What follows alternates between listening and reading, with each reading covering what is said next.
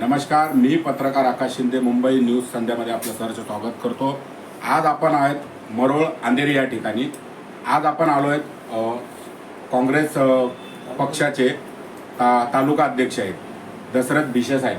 आज त्यांचा आपण जीवन परिचय जो आहे तो या ठिकाणी ऐकणार आहे आणि ते लोकांपर्यंत आपण पोहोचवायचा प्रयत्न करणार आहे। जे काही आजपर्यंत त्यांच्या आयुष्यात ज्या ज्या गोष्टी घडलेल्या आहेत ते आपल्याला लोकांपर्यंत दाखवायचं आहे। आजपर्यंत त्यांच्याबरोबर त्यांनी लोकांना किती प्रकारे आणि कुठल्या प्रकारे मदत केली होती हे सुद्धा आपण त्यांच्याकडून जाणून घेऊ आणि त्यांना आजपर्यंत किती लोकांनी मदत केली हे सुद्धा त्यांच्या जीवन परिचयामधून आज ऐकून घ्यायचं आहे। नमस्कार सर, सगळ्यात प्रथम मी तुमचं नाव ऐकू इच्छितो। आपलं नाव काय आहे? माझं नाव दशरथ प्रभू भिसे। मी काँग्रेसचा तालुका अध्यक्ष आहे 1985 पासून जोरात। आजपर्यंत तुमच्या जीवनात काय काय गोष्टी अशा घडल्या ज्या तुम्हाला त्याच्यामध्ये हिवाळे पावसाळे उन्हाळे अशा गोष्टी बघायला मिळाल्या? माझ्या जीवनात असं काय घडलेलं आहे की मी ज्यावेळी 1975ला मुंबईला आलो तेव्हा मी स्वतःच एक हमाली करून खाणारा मनुष्य आहे आणि त्याच्यानंतर 14 ते 15 वर्षामध्ये मी स्वतः कष्ट करून बांद्रा ह्या लीलावती हॉस्पिटलच्या ग्राउंडमध्ये मी काम करून खायचो। म्हणजे लहानपण जे आहे तुमचं ते एकदम हालातीचं आहे, म्हणजे आई वडील कमवत नव्हते असा प्रकार? आई वडील माझे कमवायचे, माझे आई वडील एक बिगाऱ्याचं काम करून खायचे आणि आम्ही एक हमालीचं काम करून खायचो। अशा परिस्थितीमधून आम्ही जगलेलो आहे। तुमच्या फॅमिलीमध्ये म्हणजे तुमच्या कुटुंबात किती भाव आणि किती बहीण आहेत? माझ्या कुटुंबात मला 6 आम्ही एकत्र 6 मुलं आहेत, त्यातून 3 बहिणी आहेत त्या आणि 3 भाऊ आहेत। त्याच्यामध्ये 2 भाऊ ऑफ झाले, 1 बहीण ऑफ झाली। आता 2 बहिणी आणि 1 भाऊ आहे आणि आम्ही स्वतः आहे। आणि पक्षाला तर नाही पण वैयक्तिक नातेवाईकांना किंवा वैयक्तिक आपल्या कुटुंबियांना तुम्ही तुमचा झोपडपट्टीपासूनचा जो प्रवास आहे आणि ह्या फ्लॅटपर्यंत तुम्ही पोहोचलात, हा प्रवास कसा झाला आणि कशा प्रकारे झाला हे सांगू शकाल? हा माझा प्रवास झाला 1982ला जेव्हा एअरपोर्टचं उद्घाटन झालं त्यावेळी मी 18 वर्षाचा होतो। त्यावेळी मी सुपरवायझर म्हणून कामाला लागलो।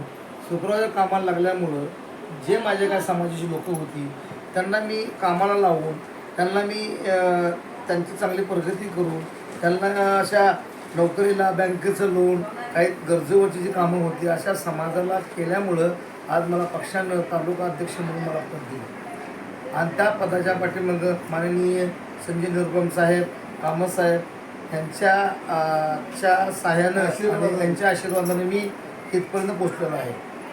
म्हणजे तुम्हाला असं थोडक्यात म्हणायचं आहे की तुम्हाला पॉलिटिकल जो सपोर्ट होता तो एकदम स्ट्रॉंग होता असं म्हणायचं आहे।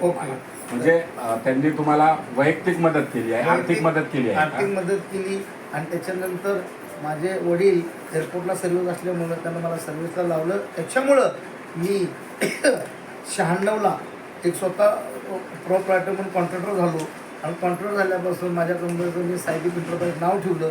ती प्रगती करता करता मी करोडाची कामं करायला लागलो आणि प्रगती करता करता मी राहायला साईबाबा नगरमध्ये असताना मी माझ्या मुलाला एक परमनंट नोकरी लावली, मुलींना शिकवलं, मुलं शिकवली आणि त्याच्यामुळे सगळं करता करता एक मी 1 BHK फ्लॅट घेतलं, 1 BHK नंतर 4 BHK घेतलं। अशी प्रगती करता करता आता म्हणजे आता तुम्हाला असं म्हणायचं की मी आता वेल सेटल आहे? वेल सेटल आहे, म्हणजे आता कुठल्याही प्रकारची अडचण माझ्याकडे नाही? अडचण माझ्याकडे नाही, सहकार्य आहे। आणि मला माझ्या जीवनामध्ये असे 1917 पासून मी एवढं प्रसिद्धीमध्ये होतो तर माझ्या मित्रांनी मला एवढं सहकार्य केले।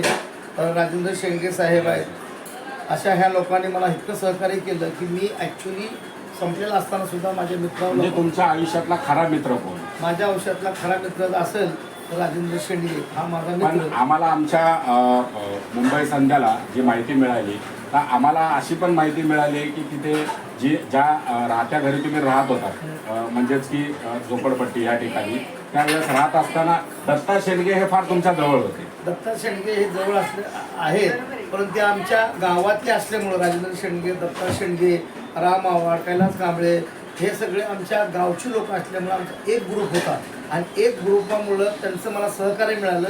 वैयक्तिक आणि आर्थिक मदत आजपर्यंत तुम्हाला? वैयक्तिक मदत मी सर्वांना सारखीच केलेलं आहे, पण त्याच्यामुळे आमचे तुम्ही त्यांना किती केली? आम्ही त्यांना सहकार्य असं केलं असं की पैशानं न सहकार्य त्यांना आम्ही केलं, पण त्यांना आम्ही कायद्याच्या रूपातून एअरपोर्टला कामाला लावून अशा रूपातून आम्ही त्यांना मदत केली.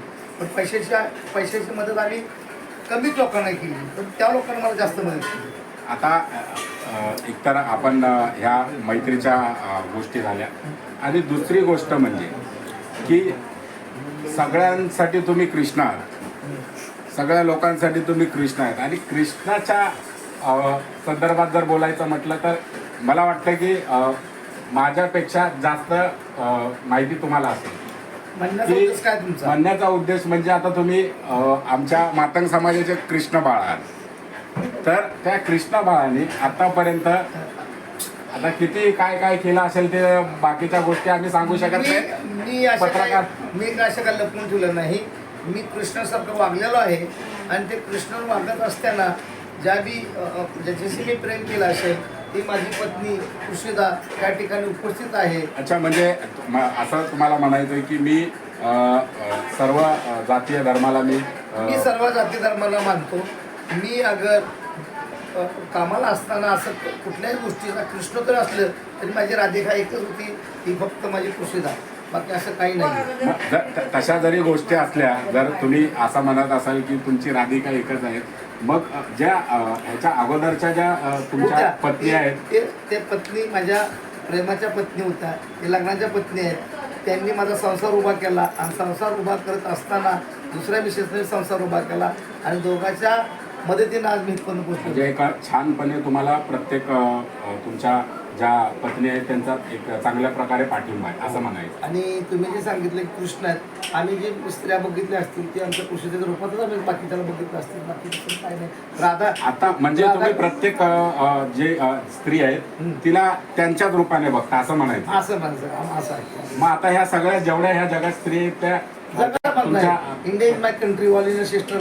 हो, भारत माझा देश आहे, भारतीय सगळे माझे बांधव आहेत, पण ह्याच्यात बांधवा आणि बहिणीचा कुठलाही प्रश्न येत नाही. म्हणून मी काय केलं की माझी दुसरी मिसेस मुस्लिम आहे आणि मुस्लिम असल्यामुळं मला धर्म सर्व सारखा आहे, त्याच्यामुळे मी कधीही कुठल्याही धर्माला म्हणून वागत नाही, फक्त मी मनुष्य म्हणून वागतो. माझ्या घरामध्ये माझी दुसरी बायको पूजा करत असती आणि दुसरी बायको तिकडे नमाज पडत असते, असे दोन्हीही एकाच वेळा असं घडत असतं. म्हणजे अमित शहा आणि नरेंद्र मोदीला याचा कुठल्याही प्रकारे त्रास नाही. आम्ही सर्व जातीय धर्माच्या लोकांना मिळून मिसळून आम्ही राहतो असं यांना म्हणायचं आहे काँग्रेसच्या माध्यमातून आणि मुंबई संध्याच्या माध्यमातून. तर हा झाला एक कौटुंबिक विषय. आता हा दुसरा जो विषय राहिला, जी मुंबई संध्याला जी माहिती मिळाली आहे ती माहिती अशी आहे की आता जे तुम्ही थोड्या वेळा अगोदर आम्हाला जे तुमचा एक परिचय दिला की माझा जो हा प्रवास आहे झोपडपट्टीपासून फ्लॅटमध्ये येण्याचा, हा अशा जे तुम्ही याच्या अगोदर सांगितलं आहे तशा पद्धतीने तुमचा प्रवास सुरू होता. आता हा प्रवास सुरू असताना मला एक गोष्ट मला जाणून घ्यायची आहे की आत्ता आम्हाला अशी माहिती मिळाली की तुम्हाला आत्ता जे कॉन्ट्रॅक्ट वगैरे तुमचे जे काही विषय आहेत त्या विषयामध्ये आता तुम्ही फार अडचणीत आहात. ही गोष्ट खरी आहे का, हे आम्ही तुमच्या तोंडून मी तुम्हाला पहिले पण सांगितलं, आजही सांगतो, 2017 पासून माझी परिस्थिती बिकट असल्यामुळे ती परिस्थिती झाली. आता हा विषय फ्लॅटमधून परत झोपडपट्टीपर्यंत जाण्याचा आहे का? असं नाही. आता माझी परिस्थिती व्यवस्थित होणार आहे, होत आहे. आज माझ्याकडे 10 करोडाचं काम चालू आहे. मी बँकेचं लोन घेतो, मित्राचं सहकार्य घेतो आणि त्याच्यामुळं आतापर्यंत सगळ्या माझ्या मित्रांनं मला सहकार्य केल्यामुळं मी आतापर्यंत जी माझी पडती बाजू होती ती आता व्यवस्थित होत चाललेली आहे साईबाबाच्या कृपानं आणि 2 बायकाच्या कृपानं. मित्राच्या कृपाने नाही, मित्राच्या कृपा मला का सांगितलं, माझे मित्र राजेंद्र शेंडगे यांनी मला इतकी परिस्थितीमध्ये मला मदत केली की ती मदत मी कधीही सुरू शकत नाही. अशी माझी परिस्थिती होती की बँकेचं पैसे भरण्यासाठी सुद्धा मांडणं. नंतर माझी इनबाई ताईबाई त्यांनी सुद्धा मला सहकार्य केलं, त्याचवेळी सहकार्य केलं. त्याच्यानंतर काय माझी वय आहेत त्यांनी थोडीफार मदत केली. तर नंबर 1ला माझे शेंडगे साहेब हे आमचा बंदा उपाय आहे, हे लक्षात ठेवा. म्हणजे तुम्हाला एक एकदम खंबीरपणे तुमच्या पाठीमागे उभा आजही उभा आहे. आहे. मित्र भाव म्हणा किंवा कुठल्याही प्रकारे तुम्ही त्यांना नातं जोडलं तरी चालेल. चालेल. ते आमच्या ॲक्च्युली माझ्या गावच्या असल्यामुळे ते नात्याने माझे भाऊच लागतात, पण आम्ही भाऊ बी समजतो, मित्रही समजतो आणि एक पार्टनर म्हणून आम्ही काम करतो असं. अजून एक मुंबई संध्याला एक आपली माहिती मिळाली आहे की तुम्ही आजपर्यंत जेवढा इथे मानधन कमवलं ते मानधन तुम्ही म्हणजे अशी मातंग समाजामध्ये अशी अफवा आहे की त्यांनी ते सोलापूर जिल्ह्यामध्ये एक बार्शी तालुका म्हणून गाव आहे, तिथे ते पैसे तुम्ही इन्व्हेस्टमेंट केले आणि तिथे तुम्ही बरबादीला लागले. ही गोष्ट खरी आहे की खोटी? नाही, सगळं खोटे आहे. त्या ठिकाणी आम्ही बार्शीमध्ये माझी स्वतःची जागा असल्यामुळं त्या ठिकाणी आम्ही दुकान चालू केलेलं आहे आणि त्या ठिकाणी आम्हाला आईबाई माझी बाई तिनं सहकार्य केलं. इथं काय माझे नातेवाईक बार्शीमध्ये त्यांनी मला सहकार्य केलं आणि आतापर्यंत दुकान चालू केलं होतं, परंतु एअरपोर्टला मला चांगलं मोठं काम मिळालं म्हणून सध्या मी बंद ठेवलेलं आहे. त्या ठिकाणी माझी वय साठे साहेब त्यांनी मला सहकार्य केले, माझे मित्र कुशेकर साहेब त्यांनी मला सहकार्य केलं. त्या सहकार्यानं इथं मी दुकान तयार करून कुचेकर साहेब आता जिवंत आहेत का? कुशेकर साहेब जिवंत आहे साहेब. मग सर जिवंत आहेत तर ते आता आम्ही तुमच्या निवासस्थानी आम्ही आलो आणि त्या ठिकाणी तुमच्या नातवाचा वाढदिवस होता, पण त्याच्यामध्ये कोणत्याही नातेवाईकांमध्ये कुचेकर साहेब हे निदर्शनास आमच्या आले नाही. ओके. त्यांची तब्येत खराब असल्यामुळं त्यांची सून आणि त्यांचा मुलगा आला. त्यांनी सांगितलं की माझं पायानं चालता येत नाही, म्हणून विशा साहेबांना सांगावं की त्याच्याबद्दल माझी सून आणि मुलगा येतात म्हणून त्यांनी मला म्हणजे message केला होता. तुम्हाला मेसेज पोचला आहे हां, त्यांचा की मला अशा अशा अडचणी आहेत त्यामुळे मी येऊ शकत नाही.